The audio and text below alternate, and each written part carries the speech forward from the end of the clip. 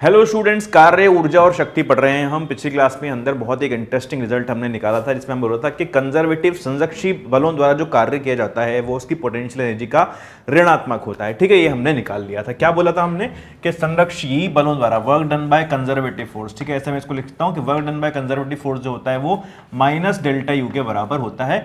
ये हमने निकाल लिया था। ठीक है, यहां तक हम पहुंच गए थे और इस पर हमने चर्चा थोड़ी सी कर ली थी। इसको हम बढ़ाते हैं आगे, इस चर्चा को आगे बढ़ाते हैं। तो काफी इंपॉर्टेंट रिजल्ट है। पोटेंशियल एनर्जी को हमने डिफाइन किया है और पोटेंशियल एनर्जी को हमने डिफाइन किया है केवल और केवल संरक्षी बलों के लिए। तो पहला पॉइंट तो आपके लिए क्या हो गया था, केवल और केवल संरक्षण बलों के लिए, केवल और केवल संरक्षी बलों के लिए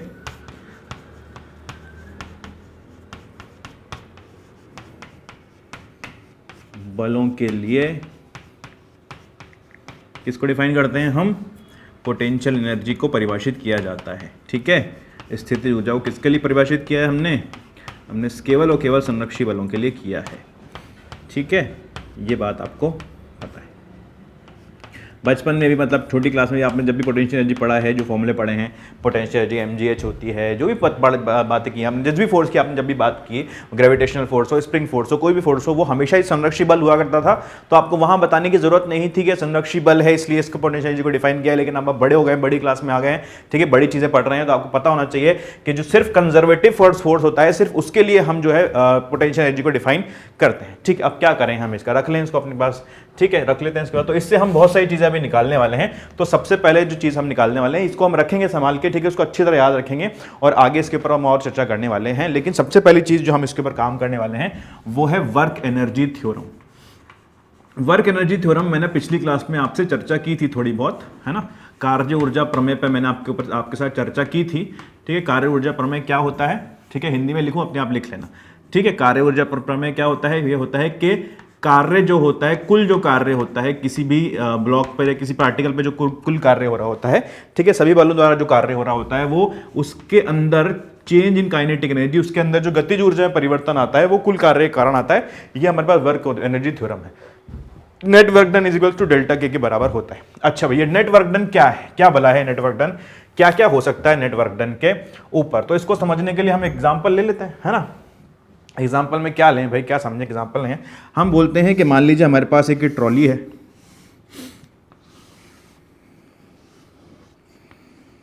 ठीक है, थोड़ा सा अच्छा बना लें। ये हमारे पास एक ट्रॉली है,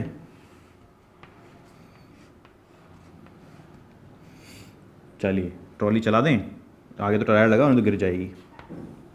ये ट्रॉली ऐसे चल रही है और इसके ऊपर एक ब्लॉक हमने यहाँ पर रख दिया है। रखो भाई, ब्लॉक रखो, ब्लॉक ही तो ले जाएंगे हम ट्रॉली में, हमारे पास और कोई काम तो है नहीं, ट्रॉली हम ब्लॉक ले जाते हैं हम, है ना।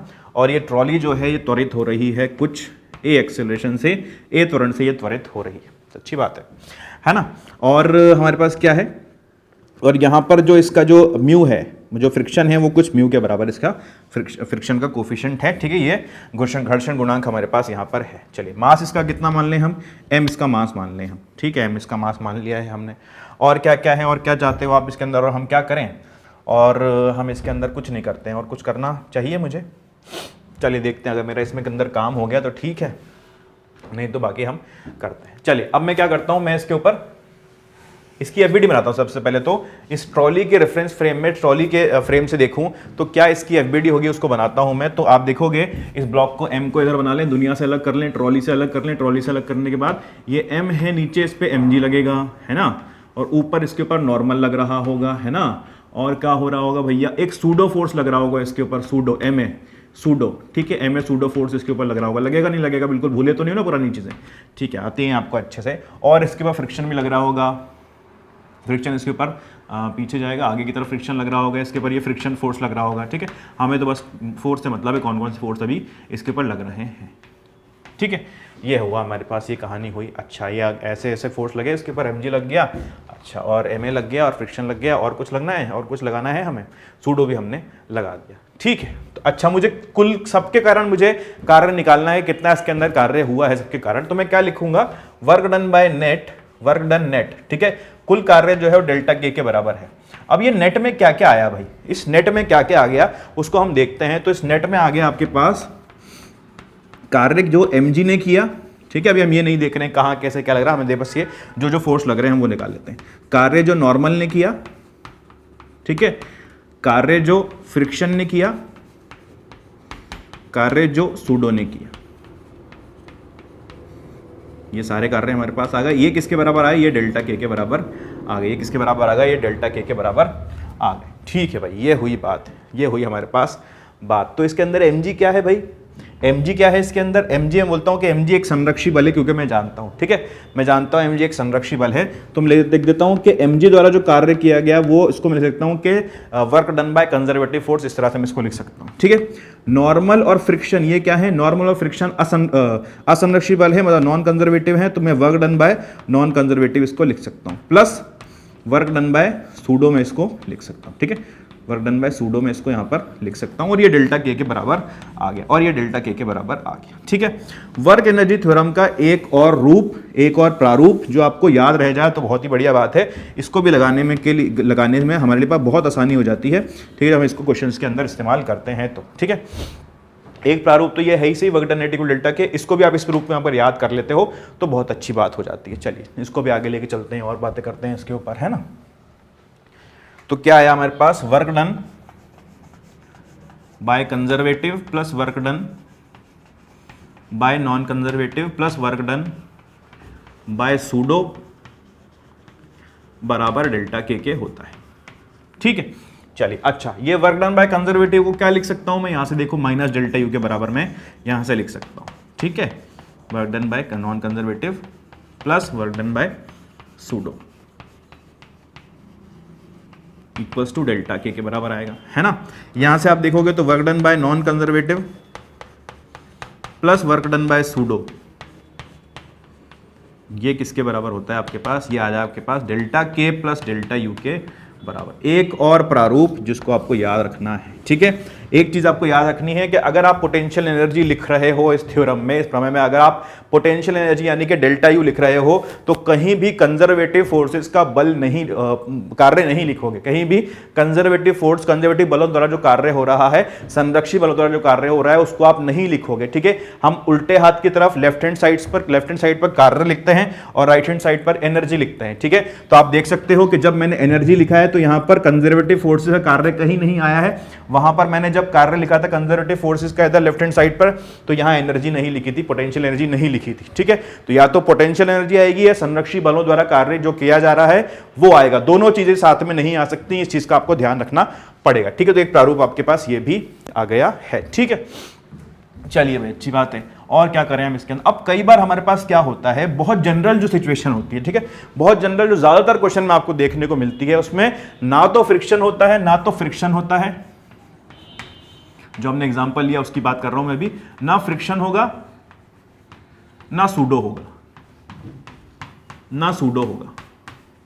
कहने का मतलब यह है कि ना कोई नॉन कंजर्वेटिव फोर्स लग रहा है, ठीक है, नॉन कंजर्वेटिव बल भी नहीं है, असंरक्षी बल भी नहीं है, ठीक है, नहीं है, और सूडो बल भी नहीं है, कोई सूडो बल भी नहीं है, ठीक है। हम ग्राउंड के फ्रेम में ही सारी बात कर लेंगे, या जिस भी फ्रेम में बात करेंगे हमारे पास सूडो बल नहीं है उसके अंदर। तो हमारे पास ये फॉर्मूला देखो क्या हो जाएगा, ये भी जीरो, ये भी जीरो, तो डेल्टा के प्लस डेल्टा यू क्या हो जाएगा, ये जीरो के बराबर हो जाएगा। डेल्टा के प्लस डेल्टा जीरो बराबर, इधर से कार्य जीरो हुआ, ये डेल्टा के प्लस डेल्टा यू के बराबर हमारे पास आ गया, ठीक है। ये भी हमारे पास एक प्रारूप आ गया, कब, जब कोई भी नॉन कंजर्वेटिव फोर्स नहीं लग रहा है, कोई भी सूडो फोर्स नहीं लग रहा है। मतलब नॉन कंजर्वेटिव आपके केस में ज्यादातर टाइम या तो नॉर्मल होगा या फ्रिक्शन होगा, ठीक है। हम मतलब जब कार्य की बात करेंगे तो उसके द्वारा कोई भी कार्य नहीं हो रहा होगा, ठीक है, नॉन कंजर्वेटिव द्वारा कोई कार्य नहीं हो रहा होगा। अगर वो जीरो के बराबर है तो हम ये लगा सकते हैं, ठीक है, हम ये लगा देंगे, सूडो के कारण भी कोई कार्य नहीं हो रहा हो तो उसको हम लगा देंगे, या तो बल ही नहीं लग रहा हो या उसी कारण कार्य ही ना हो रहा हो, दोनों ही चीजें बराबर है, ठीक है। तो हम यहाँ लिख सकते हैं delta Q plus delta U बराबर जीरो। डेल्टा के को मैं कैसे लिख सकता हूं, के फाइनल माइनस के इनिशियल, और डेल्टा यू के कैसे लिख सकता हूं, you final plus U final minus you initial, ठीक है। तो इसको कुछ ऐसे भी लिखा जा सकता है, के आई प्लस यू आई बराबर के एफ प्लस यू एफ ये भी आपका एनर्जी कंजर्वेशन का रूप है, ठीक है।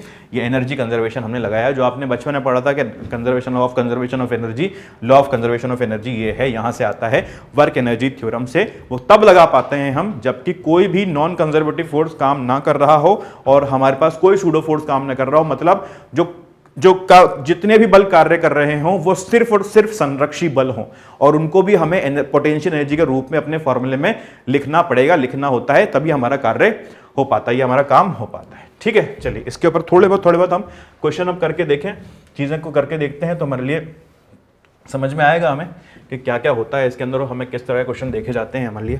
तो इसमें थोड़ा सा चेंज हमें करना पड़ेगा। ये जो है जैसे ठीक है, कोई दिक्कत नहीं है इसमें हमें थोड़ा सा एक वर्क और जोड़ लेना चाहिए था। बेसिकली जो एग्जांपल हमने लिया उसमें वो एक्सटर्नल फोर्स हमने कोई नहीं लिया, इसलिए यहाँ पर ये आया नहीं, ठीक है।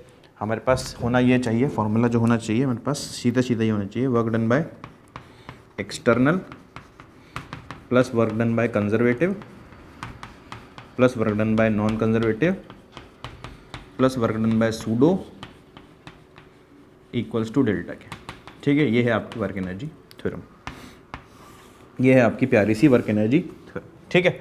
अच्छा, ये हो गया हमारे पास। और यहाँ पर भी हमने क्या लिखा था, यहाँ पर भी हमने ऐसे लिखा था, तो इसको हम लिखेंगे वर्क डन बाय एक्सटर्नल, जो दूसरा प्रारूप था, plus work done by non conservative plus work done by pseudo बराबर डेल्टा के प्लस डेल्टा ई। ये आपके बहुत काम आने वाला है, ये वाला फॉर्म, ठीक है। इस वाले फॉर्म को आपको अच्छे से याद होना चाहिए, आपको पता होनी चाहिए कि ये क्या करती है, कैसे हम इसको लगाते हैं, तो ये फॉर्म आपकी बहुत काम आने वाली है, ठीक है। बाकी ये तो है ही, अगर अब सारे फोर्स जीरो हो जाएंगे, एक्सटर्नल भी जीरो है और आपके पास सूडो भी जीरो है और नॉन कंजर्वेटिव भी जीरो है, असंरक्षी बल जैसे कि एयर फ्रिक्शन हो गया या नॉर्मल अपना ग्राउंड वाला फ्रिक्शन हो गया, तो कोई भी रेजिस्टेंस बल होता है बेसिकली वो नॉन कंजर्वेटिव होता है। तो कोई भी प्रतिरोधी बल अगर आपके पास है वो जीरो हो रहा है या और एक्सटर्नल फोर्स जीरो है और सूडो फोर्स जीरो है, तो आप ये के आई प्लस यू आई के एफ प्लस यू एफ आसानी से लगा सकते हो, ठीक है। तो इसको हम इस प्रकार से करते हैं, बाकी आगे चीज़ें देखते हैं, हम और चीज़ें देखते हैं। अब टॉपिक डालते हैं आप स्प्रिंग की स्थितिज ऊर्जा, ठीक है। इसको समझ लेते हैं हम ताकि हमें क्वेश्चन में काम आएगा, इसलिए पहले से पता होना चाहिए हमें स्प्रिंग की स्थितिज ऊर्जा क्या होती है, स्प्रिंग की स्थितिज ऊर्जा क्या होती है। टॉपिक डाल लें आप, स्प्रिंग की स्थितिज ऊर्जा।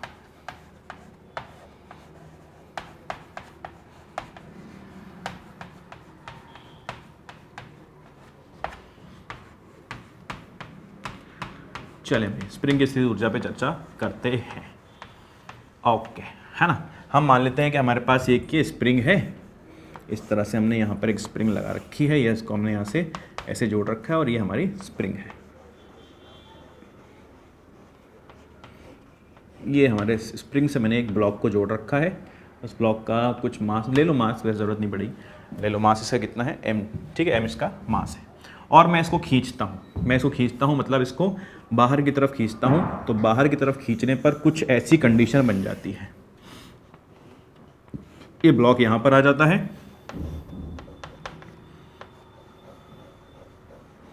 और ये स्प्रिंग ऐसे खिंच जाती है। कितना खिंच जाती है स्प्रिंग, देखो पहले यहाँ नेचुरल लेंथ पे थी अपने, ठीक है, ये नेचुरल लेंथ मान लो आप इसकी, और अब जो स्प्रिंग खिंच गई ये x खिंच चुकी है, कितना खिंच चुकी है x, ये स्प्रिंग खिंच चुकी है, ठीक है। चलिए, तो ऑब्वियसली जब ये इसको खींचोगे आप तो स्प्रिंग इसके ऊपर कुछ बल लगा रही होगी, और वो बल जानते हैं हम कि किसके बराबर होगा, kx के बराबर होगा, किसके बराबर होगा, kx के बराबर होगा, ठीक है। मैं इसका थोड़ा सा और डिस्प्लेसमेंट करना चाहता हूँ, जिसको मैं dx बोलता हूँ, थोड़ा सा और मैं इसको खींचना चाहता हूँ इस तरफ, जिसको मैं बोलता हूँ कि ये dx के बराबर मैंने इसका डिस्प्लेसमेंट किया है, ठीक है। थोड़ा सा और विस्थापन करना चाहता हूँ dx के बराबर। आप देखोगे कि इसके ऊपर बल जो है वो इस तरफ लग रहा है kx इसके ऊपर, और स्प्रिंग का थोड़ा सा विस्थापन जो dx है वो मैं इस तरफ, छोटा सा विस्थापन इस तरफ करना चाहता हूँ, ठीक है। ये मेरे पास कंडीशन है। मैं जानना चाहता हूँ कि कितना कार्य करेगी स्प्रिंग द्वारा कितना कार्य किया जाएगा, तो स्प्रिंग द्वारा किया गया जो कार्य होगा वो किसका कितना होगा, कि जितना फोर्स लगाया स्प्रिंग ने डॉट dx, ठीक है, fx स्प्रिंग जो फोर्स लगाया डॉट dx के बराबर ये होगा, इसका इंटीग्रेशन, ठीक है, ये हमारे पास आ जाएगा। अच्छा, तो ये कहाँ, इसको हम क्या करेंगे, इसको हम कैसे लिखेंगे, जो स्प्रिंग का फोर्स होता है वो कितना होता है, वो होता है kx, ठीक है, और dx और इनके बीच में एंगल जो है वो कितना है, वो है cos 180 डिग्री। आप देख सकते हो कि दोनों के बीच में एंगल कितना है, 180 डिग्री का इनके बीच में एंगल है, ठीक है। ठीक है भाई, तो यहाँ से यहाँ तक हमें आ गया है, हमारे पास ये आएगा। इसको अगर मैं इंटीग्रेट करूँ, कहाँ से कहाँ तक करूँ, मेरे को करना है 0 से x तक, ठीक है, 0 से x तक मैंने इसको किया है, कहाँ तक खींचा है, 0 से x तक इसको खींचा है। तो ये हो जाएगा -1 बाहर आ जाएगा, k बाहर आ जाएगा, अंदर x dx आ जाएगा 0 से x तक, ठीक है। तो ये -1/2 kx² इतना कार्य किया गया होगा स्प्रिंग के द्वारा, इतना कार्य किया गया होगा स्प्रिंग के द्वारा, ठीक है। अब मैं जानता हूं कि स्प्रिंग एक संरक्षी बल है, स्प्रिंग एक संरक्षी बल होता है ना, स्प्रिंग एक संरक्षी बल है। तो मैं लिख सकता हूं कि संरक्षी बलों का जो कार्य होता है वो -Δu के बराबर होता है, ये -Δu के बराबर होता है संरक्षी बलों का कार्य। तो देखो भाई संरक्षी बलों का कार्य कैसे करेंगे हम, work done by conservative force, तो कितना आ गया मेरे पास ये -1/2 kx², ठीक है। और डेल्टा यू का मतलब कितना हुआ, -u final -u initial, u final -u initial, ठीक है। तो वापस से लिखते हैं इसको, -1/2 kx² equal to -u final, u final कितना है, u फाइनल हम मान लेते हैं कि जब पोजीशन x पर आ गया तब जो पोटेंशियल एनर्जी हो गई उसको हम मान लेते हैं ux, ठीक है, -ui को हम मान लेते हैं जब 0 पर था जितनी पोटेंशियल एनर्जी थी उसको हम मान लेते हैं ui, ठीक है। तो आप इसको देखो कितना हो जाएगा, -1/2 kx² बराबर -ux प्लस u0, माइनस अंदर ले गया मैं, कुछ नहीं किया। अच्छा, अब हम क्या मानते हैं कि जैसे कि हम mgh की बात करते थे, ग्रेविटेशनल पोटेंशियल एनर्जी की बात करते थे, जब गुरुत्वीय पोटेंशियल एनर्जी की हम बात करते हैं तो वहां पर ग्राउंड पर जो पोटेंशियल एनर्जी होती है या सबसे नीचे वाले पॉइंट पर जो पोटेंशियल एनर्जी होती थी उसको हम शून्य मान लेते थे, ठीक है। तो हमारे लिए एक रेफरेंस पॉइंट का काम करता था और उसी के सापेक्ष हम सारी बातें करते थे कि इतनी पोटेंशियल एनर्जी होगी, उतना पोटेंशियल एनर्जी होगी, ये सब बातें हम करते थे, ठीक है। तो यहां पर भी एक रेफरेंस पॉइंट हमको मानना पड़ेगा। तो ये जो x बराबर 0 पर जो पोटेंशियल एनर्जी है इसको रेफरेंस पॉइंट मानता हुआ मैं कह देता हूं कि यहां पर जो पोटेंशियल एनर्जी है वो 0 के बराबर है, ठीक है। एक रेफरेंस पॉइंट माना और वहां पर मैंने बोल दिया कि कितनी है, 0 के बराबर है। तो अब मैं देख सकता हूं कि -1/2 kx² जो होगा वो -ux के बराबर होगा, यानी कि किसी x पोजीशन पर जो पोटेंशियल एनर्जी होगी किसी स्प्रिंग में वो 1/2 kx² के बराबर होगी। और ये कब होगी, ये तब होगी जब हमने x बराबर 0 पर पोटेंशियल एनर्जी को 0 माना हुआ है। कब माना, क्या माना हुआ है हमने, x बराबर 0 पर पोटेंशियल एनर्जी को 0 माना, x बराबर 0 पर पोटेंशियल एनर्जी को 0 माना हुआ है, ठीक है। तो हम क्वेश्चन जब करेंगे तो दिमाग में हमारे बैक ऑफ द माइंड ये होना चाहिए कि 0 पॉइंट पे मैंने इसको 0 माना हुआ है, इसकी जो नेचुरल लेंथ जिसको हम बोलते हैं, इसकी प्राकृतिक लंबाई जो होती है उस पर हमने माना हुआ है कि इसकी पोटेंशियल एनर्जी 0 के बराबर है। और आप जितना खींचोगे या दबाओगे इस स्प्रिंग को उसमें 1/2 kx² के अनुसार एनर्जी स्टोर होती जाएगी, एनर्जी इसके अंदर आती जाएगी, ठीक है। तो ये एक फॉर्मूला है पोटेंशियल एनर्जी ऑफ स्प्रिंग का, 1/2 kx², जहां पे k क्या होता है, स्प्रिंग नियतांक होता है, k क्या होता है इसका, स्प्रिंग नियतांक, स्प्रिंग कांस्टेंट, ये आपको पता होगा, ठीक है। आपको दिया होगा क्वेश्चन के अंदर या पूछा होगा, जो भी होगा, बेसिकली ज्यादातर दिया होता है, कुछ पूछ भी ले तो आप बता सकते हैं इसको फॉर्मूला वगैरह यूज करके, ठीक है। तो स्प्रिंग की पोटेंशियल एनर्जी किसके बराबर होती है, 1/2 kx² के बराबर होती है। अब क्वेश्चन कैसे पूछे जाते हैं इसके अंदर देख लेते हैं, किस प्रकार से क्वेश्चन पूछे जाते हैं। स्प्रिंग पढ़ा है हमने अभी, सबसे पहला क्वेश्चन स्प्रिंग का देख लेते हैं। स्प्रिंग के अंदर हमसे पूछा गया है कि पूरा पहले क्वेश्चन हमसे स्प्रिंग का पूछा जाए, तो देख लेते हैं भाई कितना है, कैसे करें, ठीक है। यहां पर हमने एक स्प्रिंग लगा रखी है, ये हमने एक स्प्रिंग यहां पर लगा रखी है जिसका स्प्रिंग गुणांक जो है वो k के बराबर है, ठीक है। ये नियतांक जो है ये k के बराबर है इसका, ठीक है। यहां पर हमारे पास है और यहां से हमने एक ब्लॉक है हमारे पास 10 kg का, आप ले लो इसको, और 10 kg का होने के बावजूद इसकी जो स्पीड है वो 100 मीटर प्रति सेकंड है, ठीक है। 100 मीटर प्रति सेकंड के वेग से ये आ रहा है, 100 मीटर प्रति सेकंड के वेग से ये आ रहा है, ठीक है। हमें बताना है कि आप बताएं कि इस जो स्प्रिंग है उसमें अधिकतम कंप्रेशन कितना आ सकता है, अधिकतम इसके अंदर कितना कंप्रेशन, कितनी दब सकती है, अधिकतम इसके अंदर कितने दबाव हो सकता है, वो हमें पता करना है। तो अधिकतम दबाव निकालना है तो उसके लिए हमें समझना पड़ेगा कि इसके अंदर हो क्या रहा होगा। बहुत बेसिक सा क्वेश्चन मैंने लिया है, कुछ भी इसके अंदर अलग से कुछ नहीं है। आप देखोगे आप इसके अंदर कि इसके अंदर कोई फ्रिक्शन नहीं है, फ्रिक्शन मैंने नहीं बताया। म्यू का अगर चाहते हैं हम लिखना तो यहाँ पे हम लिख देते हैं ग्राउंड पे, यहाँ पर म्यू 0 के बराबर है, म्यू किसके बराबर है, 0 के बराबर है, ठीक है। अच्छा, म्यू 0 के बराबर है तो कोई फ्रिक्शन नहीं है, कोई सूडो फोर्स नहीं लग रहा है, इस पर कोई एक्सटर्नल बल हम नहीं लगा रहे हैं, कोई इसके ऊपर और कौन सा होता है, इसके ऊपर और कोई बल नहीं लग रहा है। देखिए हम सीधे सीधे कह सकते हैं कि यहाँ पर अगर मैं इस रूप में लगाना चाहता हूँ, work done by external force, मैं वर्क थ्योरम का इस्तेमाल कर रहा हूँ, work done by non conservative force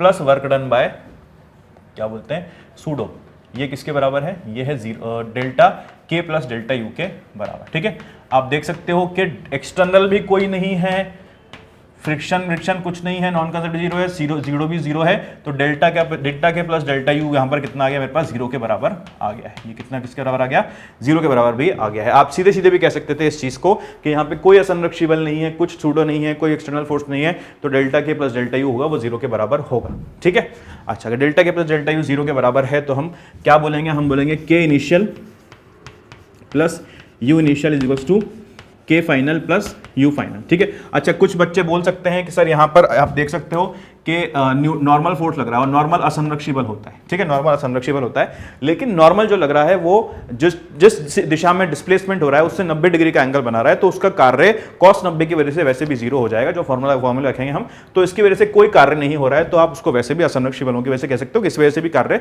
शून्य के बराबर ही हो रहा है। ठीक है, mg भी इसी तरह से कहते हैं जीरो के बराबर है, लेकिन वो असंरक्षी बल नहीं है तो उसके हमें टेंशन लेने की जरूरत भी नहीं है। ठीक है, उसकी वजह से हम इसकी पोटेंशियल एनर्जी भी नहीं लिखेंगे, क्योंकि आप देख सकते हो यहां पर भी वही पोटेंशियल एनर्जी है और यहां पर भी, मतलब उसका लेवल चेंज नहीं हुआ है। अगर लेवल चेंज नहीं हुआ है तो ग्रेविटेशनल पोटेंशियल एनर्जी के अंदर तो कोई फर्क आने नहीं वाला। अगर ग्रेविटेशनल पोटेंशियल एनर्जी के अंदर कोई फर्क नहीं आ रहा है तो ठीक है भाई, फिर अच्छी बात है। देखो के इनिशियल क्या है, के इनिशियल क्या है, half m v square, half m v square, half m कितना है 10 और वी स्क्वायर कितना है 100 का स्क्वायर। यार तो थोड़ा छोटा कर लो, कैलकुलेशन बहुत ज्यादा हो जाए, 10 कर लेते हैं इसको, तो 10 का स्क्वायर। ठीक है, plus U initial, you initial कितना है, यू इनिशियल स्प्रिंग की पोटेंशियल है, किसकी पोटेंशियल है लिखेंगे हम, स्प्रिंग की पोटेंशियल। आप अगर कंफ्यूजन ना हो इसलिए हम इसको बहुत आसानी से करते हैं, बिल्कुल धीरे धीरे करते हैं, पहला क्वेश्चन है इसलिए इसको आसानी से करते हैं। तो के इनिशियल प्लस यू इनिशियल किसकी, स्प्रिंग की potential energy initial plus gravitational potential energy initial. ठीक है, पोटेंशियल एनर्जी में ही गड़बड़ होता है, ग्रेविटेशनल एनर्जी तो एक ही तरह की होती है, उसमें तो कोई गड़बड़ नहीं है। स्प्रिंग पोटेंशियल एनर्जी भी होती है, ग्रेविटी पोटेंशियल भी होती है और इलेक्ट्रोस्टैटिक पोटेंशियल एनर्जी भी होती है। आपके कुछ क्वेश्चंस आएंगे आपके पास, उसमें आपको लगाना पड़ेगा, तो सबसे ज्यादा गड़बड़ पोटेंशियल एनर्जी में ही हो सकती है, इसलिए हम इसको आसानी से लिख लेते हैं, बिल्कुल सारी चीजें लिख लेते हैं। प्लस यू फाइनल कितना होगा, spring potential energy final plus gravitational potential energy final. ठीक है, लिख लो, अब गलती होने का कोई चांस ही नहीं है। अच्छा, अब क्या इनिशियल लिखोगे तो हाफ एम वी स्क्वायर। ठीक है, मैं अभी भी वैल्यू नहीं रख रहा हूं, मैं सीधे सीधे इसको अभी हाफ एम वी स्क्वायर लिख रहा हूं। स्प्रिंग की इनिशियल पोटेंशियल एनर्जी, क्या स्प्रिंग के अंदर अभी कहीं पर भी कोई कंप्रेशन या इलंगेशन है क्या, कहीं कोई कंप्रेशन नहीं है, कहीं कोई इलंगेशन नहीं है, तो स्प्रिंग की पोटेंशियल एनर्जी क्या हो जाएगी, जीरो के बराबर हो जाएगी। ठीक है, इनिशियल क्या हो जाएगी, जीरो के बराबर। अच्छा, ग्राउंड इसकी gravitational potential energy, gravitational potential energy देखोगे आप तो ये हमने रेफरेंस पॉइंट माना है। ठीक है, तो यहां पर ग्रेविटेशनल पोटेंशियल एनर्जी क्या होगी, जीरो के बराबर। इस ग्राउंड को हमने क्या माना है, यहां पर हमने माना है ग्रेविटेशनल पोटेंशियल एनर्जी जीरो के बराबर है, तो ग्रेविटेशनल पोटेंशियल एनर्जी का मान क्या होगा, जीरो के बराबर होगा। के फाइनल क्या होगा, मैक्सिमम कंप्रेशन की बात कर रहे हैं, मैक्सिमम कितना अंदर तक जा सकता है। तो ये ब्लॉक जब इसको दबाएगा तो तब तक अंदर जाएगा जब तक कि ये रुक ना जाए, तब तक ये रुक ना जाए, तो मतलब इसकी पोटेंशियल काइनेटिक एनर्जी कितनी हो जाएगी, जीरो के बराबर हो जाएगी। ठीक है, तो मैं अभी फिर भी यहां पर हाफ एम जीरो का स्क्वायर इसको लिख देता हूं। ठीक है, plus spring potential energy final potential energy, मतलब कितना दब चुका होगा अंदर, ये मैं मानता हूं कि ये एक्स अंदर दब चुका है, एक्स अंदर दब चुका है, तो अब इसके अंदर कितनी एनर्जी आ जाएगी, अब इसके अंदर एनर्जी आ जाएगी हाफ के एक्स स्क्वायर। ठीक है, और ग्रेविटेशनल पोटेंशियल एनर्जी फाइनल आप देखोगे अभी भी उसी रेफरेंस पर है, उसी लाइन पर चल रहा है, तो ग्रेविटेशनल पोटेंशियल एनर्जी में कोई बदलाव नहीं आएगा, तो ये अभी भी जीरो के बराबर ही होगी। ठीक है, जीरो थी जीरो है, जीरो ही रहेगी अभी इस क्वेश्चन के अंदर। ठीक है, आगे देखते हैं। तो हाफ एम वी स्क्वायर, ये भी फिर भी ये भी जीरो हो गया, इसको भी जीरो कर दो। अब तो हाफ एम वी स्क्वायर किसके बराबर आया, हाफ एम वी स्क्वायर आया आपका हाफ के एक्स स्क्वायर के बराबर। ठीक है, अब हम वैल्यू रख देते हैं, के का वैल्यू आप ले लो 100, के का वैल्यू हम ले लेते हैं 100। ठीक है, बहुत रैंडम में डेटा उठा रहा हूं ताकि बस आंसर हमारे पास आ जाए, हमें समझ में आ जाए कि क्या हमारे पास हमसे पूछा क्या है। के का वैल्यू आपने ले लिया 100 न्यूटन पर मीटर। ठीक है, 100 न्यूटन पर मीटर, ये के का वैल्यू आपने ले लिया। ठीक है, तो वैल्यू रखो हाफ इंटू 10 और इधर 10 का स्क्वायर बराबर हाफ इंटू 100 इंटू एक्स का स्क्वायर। ठीक है, देखो क्या आया, ये आपसे ये 10 का ये कट गया 100 और इधर आधा कट गया, x square is equal to 10, x का जो वैल्यू आया वो रूट 10 मीटर के बराबर आ गया, रूट 10 मीटर के बराबर इस एक्स का मान मेरे पास आ गया है। ठीक है, इस तरह के क्वेश्चंस आपसे पूछे जाते हैं कि पूछते हैं कि कैसे क्या होगा, क्या क्या चीजें हो सकती हैं। इसके अंदर तो हमने कहीं पर ग्रेविटेशनल पोटेंशियल एनर्जी की चर्चा नहीं की थी। एक क्वेश्चन और देख लेते हैं जिसमें हमने ग्रेविटेशनल पोटेंशियल एनर्जी की भी चर्चा कर लेंगे। ठीक है, तो कुछ ये ग्राउंड हमारा बना लो पहले, तो ग्राउंड बहुत जरूरी है जीवन में।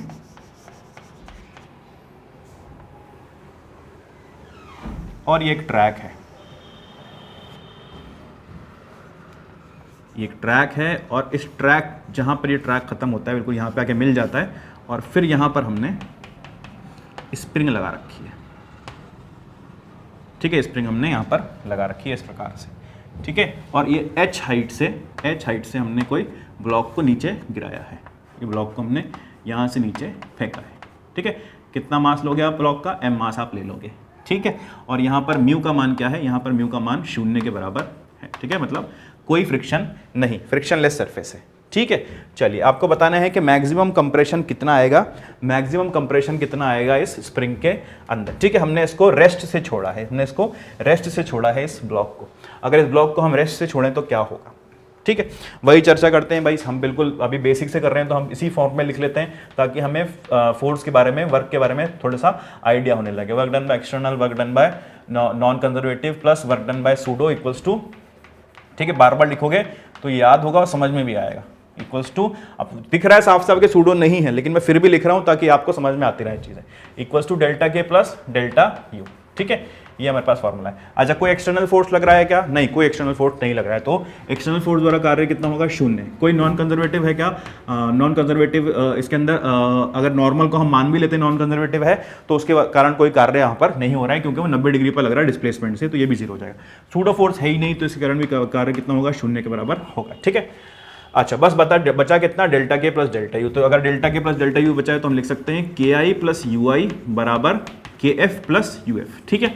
और यहाँ पे देख रहा हूँ मैं स्प्रिंग में लगी हुई है तो यू आई को अलग अलग कर लेता हूँ। तो spring potential energy initial plus gravitational potential energy initial बराबर के final plus spring potential energy final plus gravitational potential energy final, ठीक है। बहुत आसान क्वेश्चन होते हैं। इतना मैं लिख रहा हूँ इसलिए आपको लग रहा है कि बहुत देर लग रही है, लेकिन आप इसको ओरल कर पाओगे जब आपकी प्रैक्टिस अच्छी हो जाएगी, ठीक है। तो काइनेटिक एनर्जी इनिशियल कितनी है? 0, रुका हुआ था तो काइनेटिक एनर्जी इनिशियल कितनी है? 0। स्प्रिंग पोटेंशियल इनिशियल, ये कोई कंप्रेशन नहीं था इसके अंदर तो ये 0। और ग्रेविटेशनल पोटेंशियल एनर्जी कितनी हो जाएगी? mgh, ठीक है। ग्रेविटेशनल पोटेंशियल एनर्जी कितनी हो जाएगी? mgh, ठीक है। जीपी कितनी होती है? mgh के बराबर होती है, तो mgh हमने लिख दिया। के फाइनल यहाँ पर कितना हो जाएगा? के फाइनल आप देखोगे कि यहाँ पर बिल्कुल जब ये कंप्रेशन हो जाएगा इसके अंदर मैक्सिमम कंप्रेशन हो जाएगा तो ये रुक चुका होगा। अगर रुक चुका होगा तो के फाइनल भी 0 के बराबर। स्प्रिंग पोटेंशियल एनर्जी फाइनल किसके बराबर हो जाएगी? हाफ के एक्स स्क्वायर के बराबर, जहां पर एक्स क्या है? मैक्सिमम कंप्रेशन इसका है। और फाइनल ग्रेविटेशनल पोटेंशियल एनर्जी कितने किसके बराबर हो जाएगी? 0 के बराबर हो जाएगी। ये लाइन हमने जो रेफरेंस है हमारे इसके यहाँ पर हमने यू को 0 के बराबर माना है, ठीक है। लिख लिया करो u0 आपने कहाँ पर माना है ताकि कंफ्यूजन क्रिएट ना हो। तो सीधे सीधे क्या मिल गया हमें? mgh जो है वो हाफ के एक्स स्क्वायर के बराबर हमें यहाँ से मिल गया, ठीक है। और x कितना आ गया मेरे पास? यहाँ से 2 mgh बटे k का रूट, ये हमारे पास मिल गया है कि ये जो होगा x इतना मैक्सिमम कंप्रेशन इसके अंदर हो रहा होगा। ओरल क्वेश्चन है ये, ठीक है। ओरल ही आपसे होने लगेंगे ऐसे क्वेश्चन, बहुत आसान ये क्वेश्चंस हैं, ठीक है। अच्छा, इसको क्या अगर डायरेक्टली भी आप बोलते तो ऑलरेडी करते कैसे? आप बोलते हैं कि इसके अंदर जितनी भी इसकी पोटेंशियल एनर्जी थी इनिशियली वो पूरी की पूरी इसकी जो स्प्रिंग पोटेंशियल एनर्जी है उसके अंदर कन्वर्ट हो जाएगी। डायरेक्टली ये वाला स्टेप मैंने लिखा है, सीधे आप इसको लिखते और इसको एक लाइन में आंसर निकाल के कर पाते, ठीक है। एक और देखते हैं भाई क्वेश्चन, यहाँ जगह है, यहाँ लिख लेते हैं।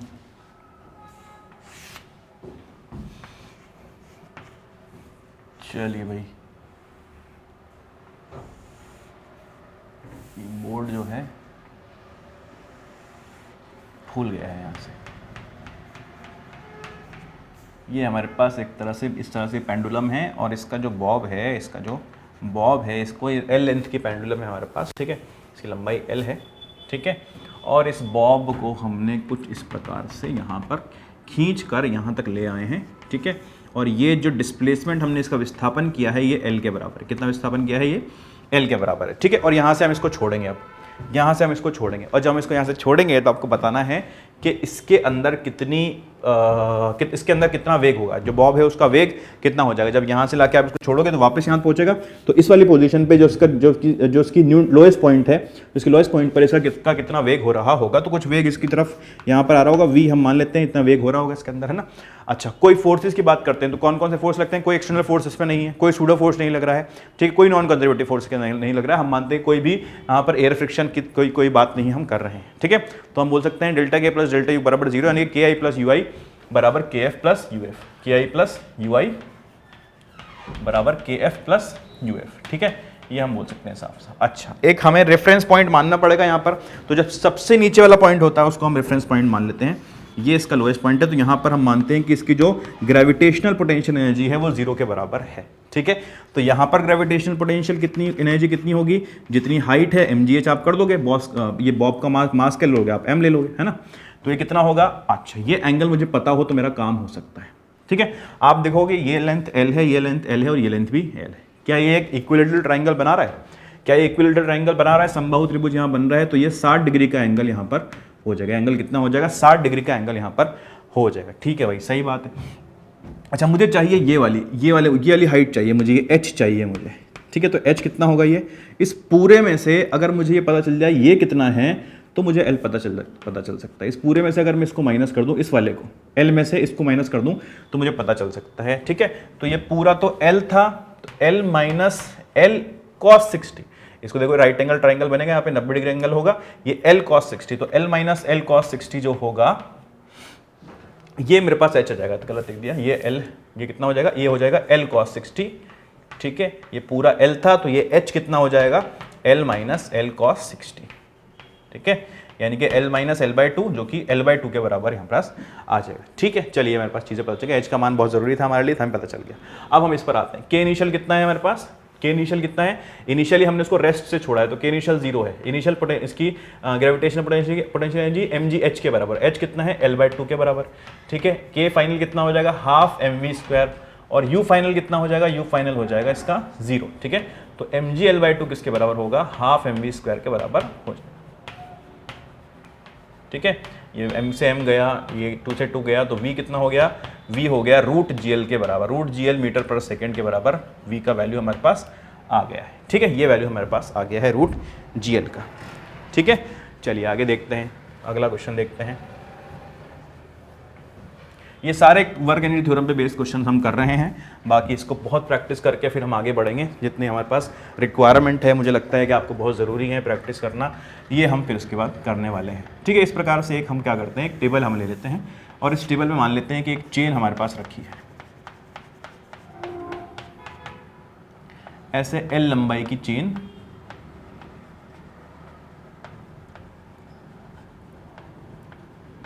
ये इस सिरे तक यहाँ पर रखिए, m इसका मास है और l इसकी लंबाई है, ये हम मान लेते हैं। ठीक है, अब थोड़ा सा जर्क जब मैंने दिया तो ये नीचे गिरने लगी ट्रेन और कुछ इस प्रकार सीधी हो गई। ठीक है, ये सीधी यहाँ पर ऐसे हो गई।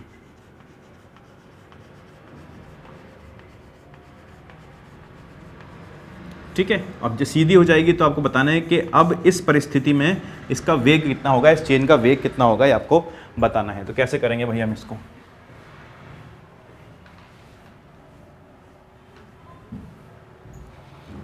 क्या करें इसके अंदर। ठीक है, कुछ नहीं करना, आपको देखना है कि कोई भी इसके अंदर फ्रिक्शन कहीं कुछ नहीं है, सब जीरो है, म्यू व्यू सब जीरो है यहाँ पर। ठीक है, तो कोई फ्रिक्शन नहीं है, तो कोई नॉन कंजर्वेटिव नहीं, कोई एक्सटर्नली कोई सूडो नहीं, तो डेल्टा के प्लस डेल्टा यू बराबर 0, यानी कि के इनिशियल प्लस यू इनिशियल बराबर के फाइनल प्लस यू फाइनल के बराबर होगा। ठीक है, अब के इनिशियल यू इनिशियल पे चर्चा करेंगे भाई। के इनिशियल कितना हुआ, के इनिशियल रुके हुई थी, स्टार्ट बिल्कुल रेस्ट से स्टार्ट किया है। ठीक है, और यू इनिशियल की बात करते हैं, तो यू इनिशियल की बात करने के लिए हमें एक रेफरेंस पॉइंट चाहिए होगा। रेफरेंस पॉइंट हमारे लिए क्या होगा, तो जो लोएस्ट पॉइंट होता है, जो सबसे नीचे वाला पॉइंट होता है, उसको हम रेफरेंस पॉइंट मान लेते हैं।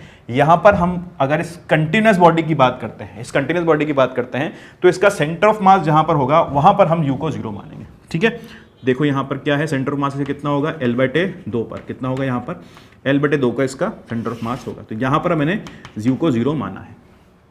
ठीक है, तो अभी अगर इसका सेंटर ऑफ मास L/2 यहाँ पर 0 है, तो अभी इसकी जो एनर्जी कितनी होती, अभी इसकी एनर्जी जब ये ऊपर रखी हुई है तो mg × L/2, ये एनर्जी इसके पास होनी चाहिए थी। के फाइनल कितना, हाफ mv²। ठीक है, ये तो काइनेटिक एनर्जी हो गई। यू फाइनल कितना, यू फाइनल हो जाएगा आपका 0। यू फाइनल तुम यहाँ 0 माना ना, तो नीचे सेंटर ऑफ मास इतना मूव करके आ गया तो 0 के बराबर हो जाएगा।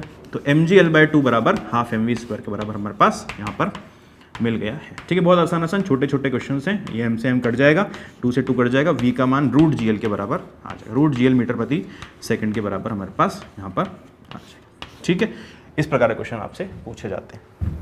अब बहुत कर लिए हमने बिना फ्रिक्शन वाले सवाल, अब लाते हैं हम फ्रिक्शन को सीन में और समझते हैं उसको। ठीक है, फ्रिक्शन बहुत ही प्यारी चीज़ है, बहुत बढ़िया क्वेश्चन बनते हैं इसके ऊपर, है ना। तो हम एग्जांपल के थ्रू देखते हैं। वही ट्रैक ले लेते हैं, अभी जो हमने स्प्रिंग लगाई थी ना उसकी जगह हम फिक्सचर कर देंगे। ये हमारे पास ट्रैक है इस तरह से, और ये हमने रेस्ट से एक ब्लॉक को यहाँ पर छोड़ा है, रेस्ट से एक ब्लॉक को, एम मास के ब्लॉक को हमने एच हाइट से छोड़ा है। बेसिकली ये कंडीशन है, एच हाइट से हमने इसको छोड़ा है, और हम इसको इधर, ये जो सरफेस है, अब इसका जो कोफिशिएंट ऑफ फ्रिक्शन है म्यू बराबर कितना ले लें आप बताओ, 0.5 ले लो, ठीक है, 0.5 हमने इसका ले लिया। मास इसका आप ले लो 10 kg,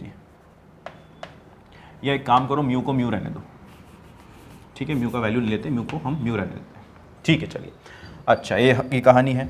अब क्या होता है, ब्लॉक नीचे आएगा तो ऑब्वियसली यहाँ तक तो बिना फ्रिक्शन के आएगा, इस पर कोई फ्रिक्शन नहीं है, ये म्यू बराबर 0 है यहाँ पर, ठीक है, यहाँ पर म्यू बराबर 0 है, और नीचे जो है इस ग्राउंड पर म्यू जो है वो म्यू के बराबर है, ठीक है।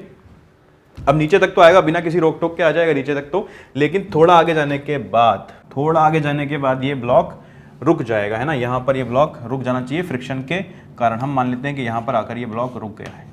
आपको यही बताना है कि कितनी अधिकतम दूरी ये जा सकता है, कितनी अधिकतम दूरी ये जा सकता है, ठीक है। जल्दी से करो, कोशिश करो, इस क्वेश्चन को कैसे करोगे, वही बेसिक एनर्जी, वो एनर्जी वाला कंसेप्ट इसके अंदर हमें लगाना है, ठीक है। जल्दी से करके बताएं आप कैसे होगा, कोशिश करें।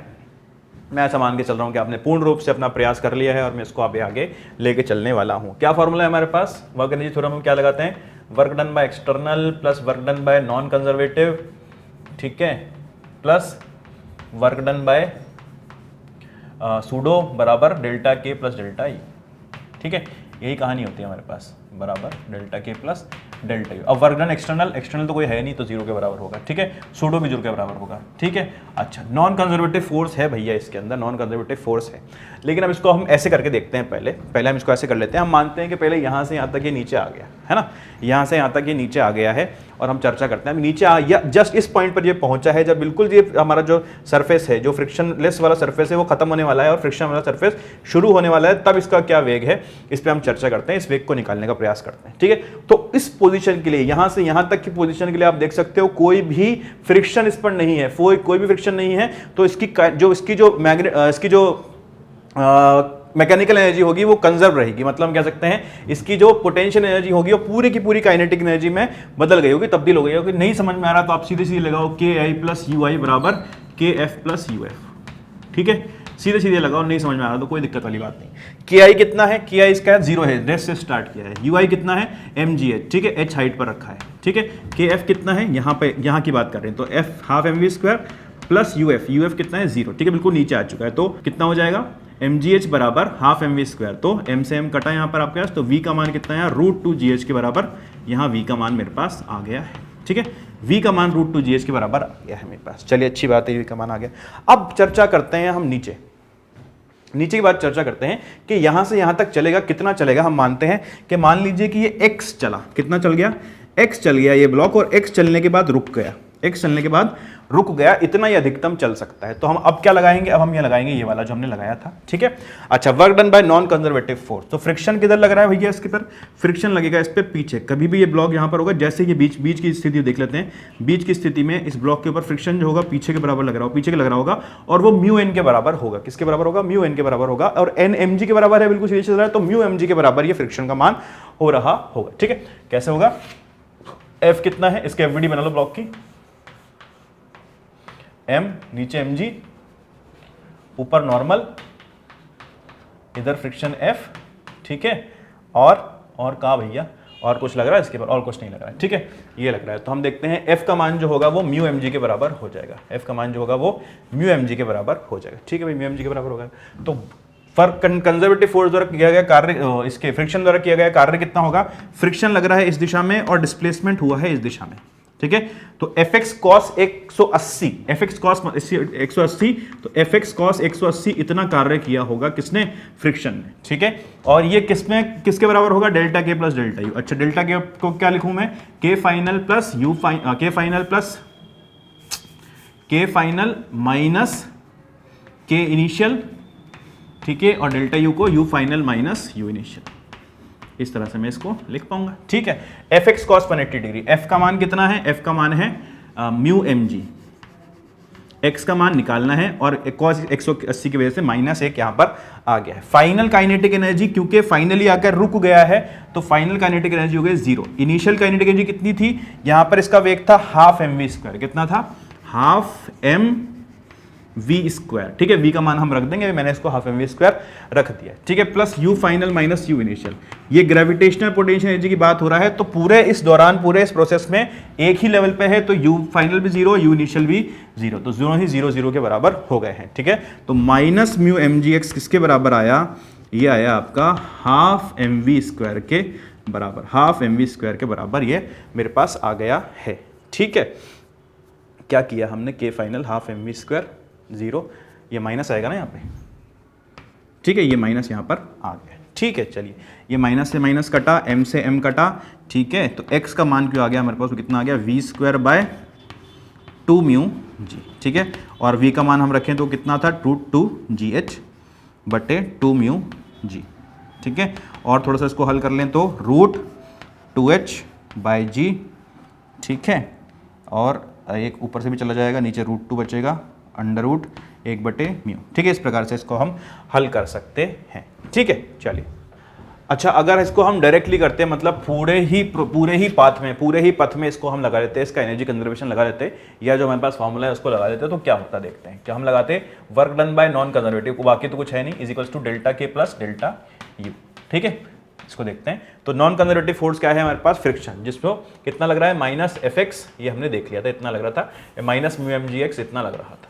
ठीक है, ये हमारे पास लग रहा था। अच्छा, काइनेटिक एनर्जी में कितना परिवर्तन आया, शुरू में भी रुका हुआ था, बाद में भी रुका हुआ था, तो डेल्टा के 0, और डेल्टा यू कितना, शुरू में था mgh, सॉरी बाद में हो गया 0, -mgh, तो ये -mgh के बराबर यहाँ पर आ गया। ठीक है, तो हमारे पास μmgx कितना आया, μmgx आया हमारे पास कितना आया, -mgh के बराबर। ठीक है, तो आप देखोगे कटेगा यहाँ से, यहाँ से कटेगा d, और x कितना आ जाएगा, x आ जाएगा आपके पास h/μ के बराबर, h/μ के बराबर आपके पास x आ जाएगा। ठीक है, कहीं से कहीं तक आंसर नहीं मिल रहा है। ठीक है, दोनों ही आंसर डिफरेंट आ रहे हैं। ठीक है, तो हमें इस चीज़ का ध्यान रखना पड़ेगा। यहाँ पर g का टर्म, ओके, देखो गड़बड़ हुई ना, v² का मान रखना था, जो कि √2gh के बराबर होगा। ठीक है, ये 2 से 2 गया, और ये आपका g से g गया। देखो गड़बड़, कितनी गड़बड़ हो गई। वही मैं सोच रहा था आंसर मेरा, ये तो ऐसा तो नहीं आता है। ठीक है, डायमेंशनली भी सही नहीं है, h/μ के बराबर है ना, मिल रहा है आंसर, वही चेक करना था कि मिल रहा है। ठीक है, तो हम क्या कह सकते हैं, हम अगर डायरेक्टली वहीं से यहाँ पर लगाते, डायरेक्ट भी एनर्जी कंजर्वेशन कर देते, तो भी हमारे पास आंसर आ जाता। तो हमें इस चाल बहलावे फुसलावे में आने की जरूरत नहीं है कि मुझे डायरेक्टली अलग अलग करके लगाना पड़ेगा, क्योंकि ऊपर जो पाथ है उसके ऊपर फ्रिक्शन नहीं है, नीचे पाथ पे फ्रिक्शन है। आप आराम से लगा सकते हैं, बिल्कुल आप एनर्जी कंजर्वेशन कर सकते हैं। ये फॉर्मूला आपके लिए एक रामबाण है, जिसको आप यूज़ करोगे और सारे के सारे कर लोगे। ठीक है, एक क्वेश्चन और देखते हैं हम।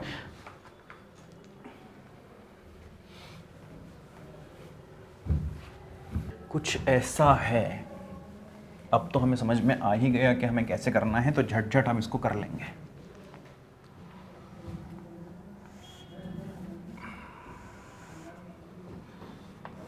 कुछ ऐसा है, एक ब्लॉक को हमने 6 मीटर प्रति सेकंड का वेग दिया है। ठीक है, दे दिया भाई वेग, और ये ऐसे करके यूं घूम के कुछ यहाँ जाने वाला है। ठीक है, मेरे को यहाँ से निकला है, और ये जो सरफेस है, इसका म्यू जो है वो 0.6 के बराबर है। ठीक है, ये 0.6 के बराबर सीधी सरफेस है।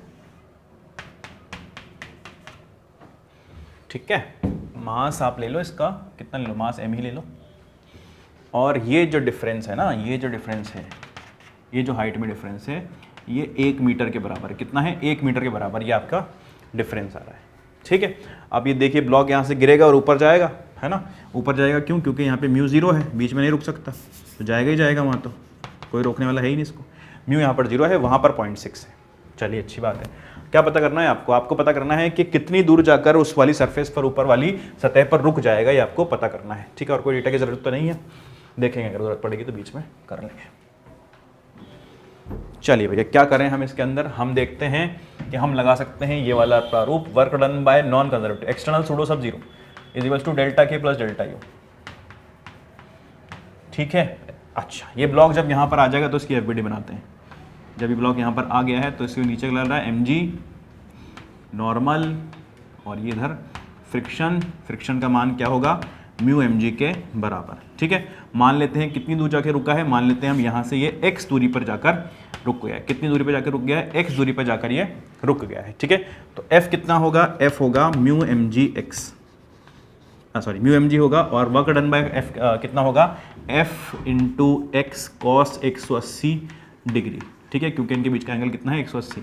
डेल्टा के प्लस डेल्टा यू, डेल्टा के कितना होगा, के फाइनल